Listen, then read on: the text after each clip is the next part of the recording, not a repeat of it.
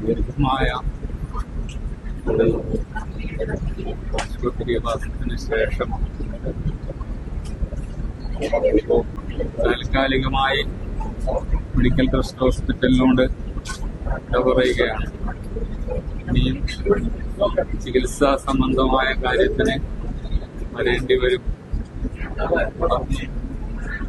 ചികിത്സയ്ക്ക് സമീപിക്കേണ്ടത് medical trust ഹോസ്പിറ്റലിൽ തന്നെയാണ്.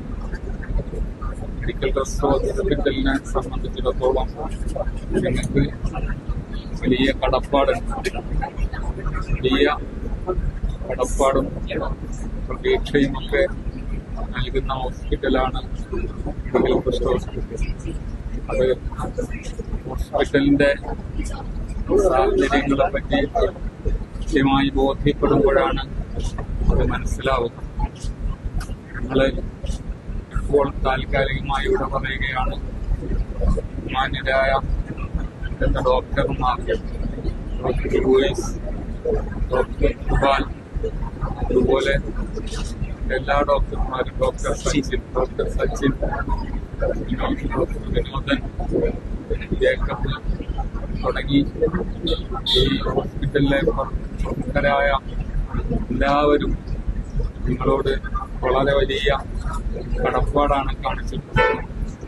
ഹോസ്പിറ്റലിന്റെ ശക്തമായ അനുകൂലമായ സമീപനങ്ങളാണ് പലപ്പോഴും ജീവൻ രക്ഷപ്പെടുത്താനുള്ള കാരണമായിട്ടുള്ളത്.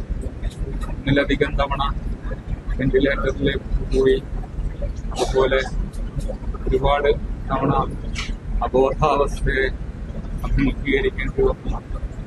അങ്ങനെ ഒരുപാട് കാര്യങ്ങൾ, ഒരുപാട് പ്രയാസങ്ങൾ ഒക്കെ അഭിമുഖീകരിക്കേണ്ടി വന്നു. ആ ഘട്ടത്തിലെല്ലാം ഡോക്ടർ ഇക്ബാൽ ഉൾപ്പെടെ ഡോക്ടർ ലൂയിസ്, അതുപോലെ doctor Sachin, doctor Vinodan, doctor പല ഡോക്ടർമാരും വളരെ നല്ല നിലയിലുള്ള സമീപനം ഉണ്ടാവുകയും അവരിൽ നിന്നൊക്കെയുള്ള പ്രതീക്ഷ നൽകുന്ന സമീപനങ്ങൾ കൊണ്ടാണ് പിടിച്ചു നിൽക്കാൻ കഴിഞ്ഞ. തളർന്നു പോകുമെന്നും തകർന്നു പോകുമെന്നും ഒക്കെ കഴുതിയ ഒരുപാട് നിമിഷങ്ങളുണ്ടായിരുന്നു. അവിടെ നിന്നെല്ലാം സർവശക്തിന്റെ അനുഗ്രഹത്താൽ, ദൈവത്തിന്റെ അനുഗ്രഹത്താൽ രക്ഷപ്പെട്ടു. ഇപ്പോ കുറച്ച് BP ഫ്ലക്ച്വേറ്റ് ചെയ്യുന്ന പ്രശ്നമുണ്ട്. അതുപോലെ തന്നെ പിന്നെ മൂത്രതടസ്സവും ചെറിയ രീതിയിലുണ്ട്. ആ പ്രശ്നങ്ങളൊക്കെ കൂടി അതിജീവിച്ചാല് ദൈവാനുഗ്രഹത്താൽ രക്ഷപ്പെടും എന്ന പ്രതീക്ഷയുണ്ട്. അപ്പോൾ ഒരുപാട് പ്രതീക്ഷ, ഒരുപാട് അനുഗ്രഹങ്ങൾ, ഒരുപാട് നല്ല സന്തോഷകരമായ അവസ്ഥയിലാണ് പോകാൻ കഴിയുന്നത്.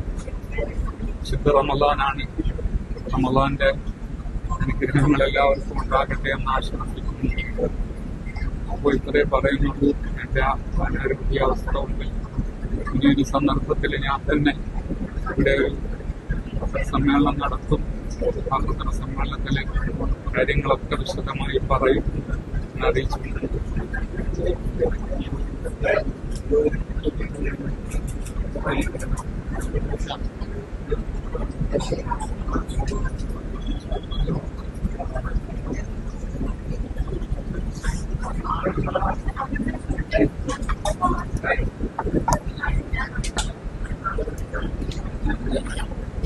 കേൾക്കപ്പെടാത്തവരുടെ ശബ്ദം, ദ വോയിസ് ഓഫ് ഇന്ത്യ.